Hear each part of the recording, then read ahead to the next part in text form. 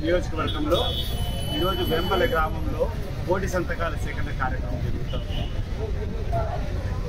చంద్రబాబు నాయుడు గారు ఇటీవల చేసినటువంటి ప్రైవేటీకరణకు వ్యతిరేకంగా ఈ యొక్క కార్యక్రమాన్ని ప్రజల దగ్గరికి పోయి వాళ్ళ మద్దతు కోరినప్పుడు స్వచ్ఛందంగా ఎవరికి వాళ్ళే వచ్చి ఇది చాలా అన్యాయము, అక్రమము, ఒక మంచి కార్యక్రమాన్ని జగన్మోహన్ రెడ్డి గారు మొదలు పెడితే దాన్ని నీరు గాల్చి ఈరోజు ప్రైవేట్ పరం చేసి పేద ప్రజలకు అందరికీ అన్యాయం చేసేటువంటి ఈ ప్రభుత్వం చేసేటువంటి చర్య మంచిది కాదని చెప్పి ప్రతి ఒక్కరు కూడా స్వచ్ఛందంగా వాళ్ళ యొక్క మద్దతు తెలుపుతూ వాళ్ళ యొక్క సంతకాలు కూడా తెలుపుతున్నారు. మేము అనుకునేటువంటి లక్ష్యం ఈ కోటి సంతకాల సేకరణ భాగంగా పులివెందుల నియోజకవర్గంలో 70,000 సంతకాలు 70,000 మందితో సమీకరించాలని మేము అనుకున్నాము. కానీ అనూహ్యంగా ఇది డబల్ అయ్యేటువంటి అవకాశం స్పష్టంగా కనపడుతూ ఉంది.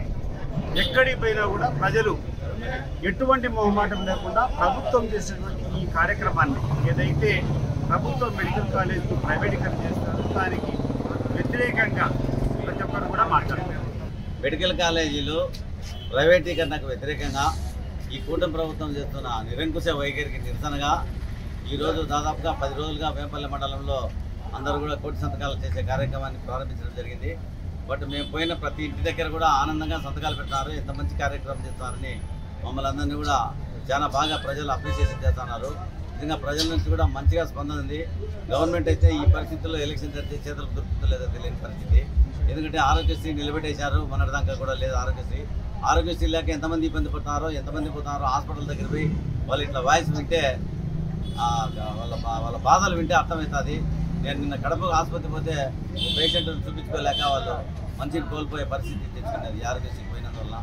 అటువల్ల ఈ ఆరోగ్యశ్రీ ఉండాలని మాకు ఇక్కడ వచ్చిన మెడికల్ కాలేజీలు 17 మెడికల్ కాలేజీలు కూడా ప్రభుత్వం నుంచి నడిపితే బీదలందరికీ ఉచితంగా వైద్యం అందుతుంది. బీద పిల్లలు ముఖ్యంగా చదువుకుంటారు, ఈరోజు ఎంబీబీఎస్ అవుతారు, సీట్ వస్తుంది.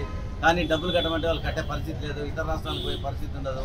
మెడికల్ కాలేజీలో ఉంటే ఖచ్చితంగా పేద పిల్లలందరూ కూడా డాక్టర్లు అవుతారు, మంచిగా డాక్టర్లే వాళ్ళ జీవన విధానం కూడా పెరుగుతుంది, మంచిగా ఉంటుంది.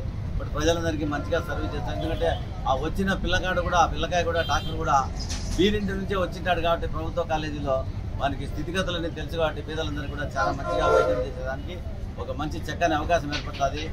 తక్షణం ఈ కూటమి ప్రభుత్వం ఈ నిరసనగా మెడికల్ కాలేజీలో పీపీపీ పద్ధతిలో రద్దు చేసి గవర్నమెంట్ ద్వారా జరపాలని మా అందరి విన్నపం.